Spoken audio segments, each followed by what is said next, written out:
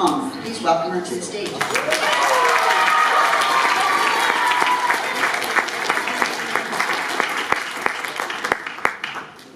Hello everyone. Today I'm here to talk about the importance of having a more positive outlook on life while taking time for yourself in the most efficient ways possible.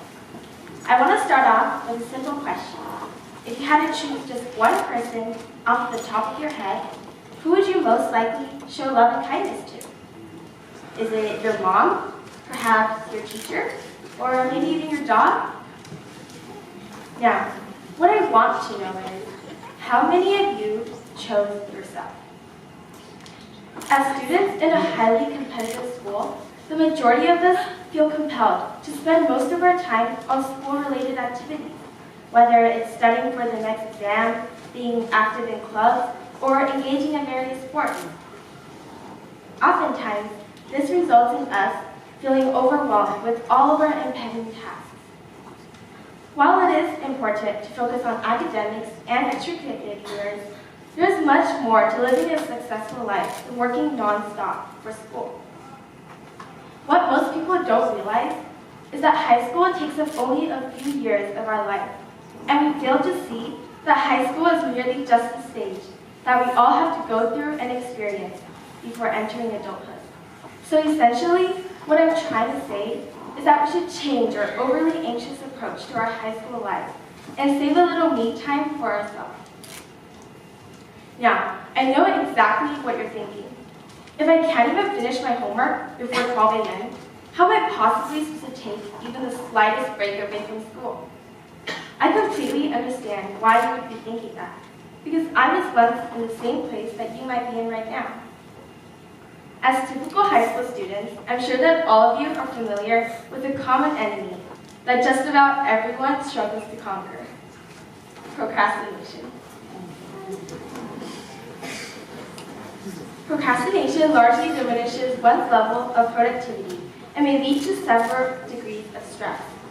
According to Pure Newswire, 87% of high school and college students are procrastinators. This, of course, leads to the infamous saying that students seem to carry with them wherever they go. Oh, I got no sleep last night because I spent my entire time doing my homework. Or, dude, I'm so tired, I literally pulled 2 all-nighters doing my English project and 7 pages of math. But are you really spending all that time solely on homework? What about the 30 minutes that you were on your phone looking at what other people are up to on Snapchat? Or the 2 hours that you're on Netflix, binge watching your favorite shows? I know those examples might seem like perfect opportunities to take a break from your work. But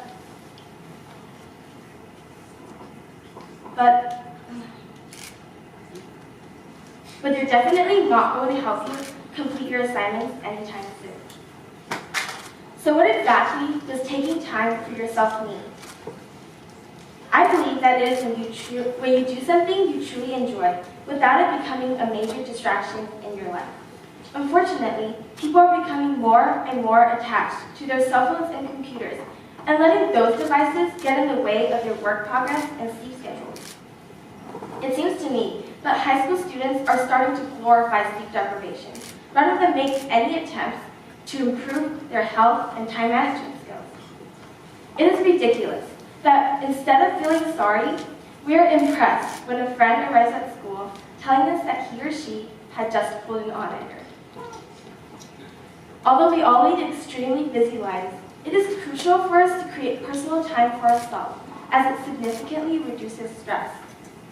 It is true that students can end up having a lot more quality personal time if they just spent their time a little more wisely. I hope to change the ways that you view your gigantic workloads by informing you guys of the numerous benefits that come with taking a little time for yourself. Here are some efficient ways to spend your time when you are alone. First, physical activities.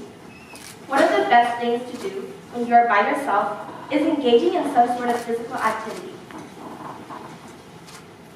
This is because when you are working your body, you are also working your mind. So not only will you look good afterwards, but you'll also feel good.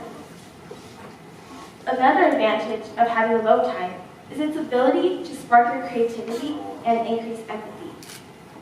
When you're by yourself, you give your brain a chance to wander, and you're more likely to feel inspired to create something extraordinary. You can also build your mental strength and boost your confidence when you devote a part of your day to simple relaxation.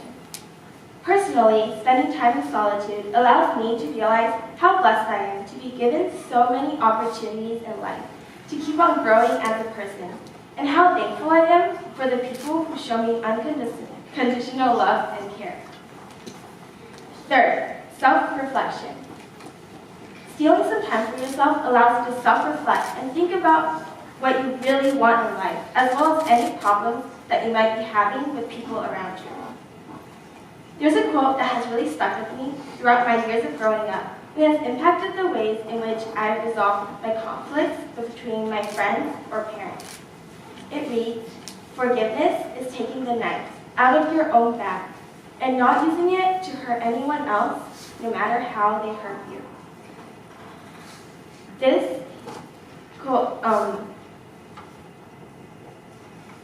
I believe that rather than holding on to resentments and grudges towards another, embracing forgiveness and moving forward with your life is what will ultimately lead you down the path of emotional and spiritual well-being. However, it is essential for us to forgive not only others, but ourselves. We tend to blame ourselves for things that aren't always really in our control. I know for a fact that I would always get upset at myself for maybe not studying a tiny bit harder for that A in chemistry, but I've come to the realization that I did what I could at that time, and now I can learn from my mistakes and continue improving as a person. A way of letting go of your past behavior is identifying your biggest regrets and challenging yourselves to become a better person by working on your flaws. In short, taking time for yourself is a key factor to living a happy and fulfilled life. With such tremendous pressure, it is hard not to get stuck in the negative, but I believe that there are plenty of ways for you to stay positive and defeat stress. Self-care, for one, is extremely important to your health, both physically and mentally. I want you all to know that you are capable of overcoming any obstacles in your life, and I hope you know that it is perfectly okay to steal a little time for yourself to pursue your passions or simply do nothing at all. With that, I hope you learn to eventually love yourself, and as we approach the new year, there comes a new beginning. And it's definitely not too late for any of you guys to start making time for yourself to do something you truly enjoy. I hope you remember to spread positivity and be kind to those around you, but more importantly, to yourself. I also hope that you learn to eventually laugh a little harder, cry a little less, and smile a lot more, because you certainly deserve it. Thank you.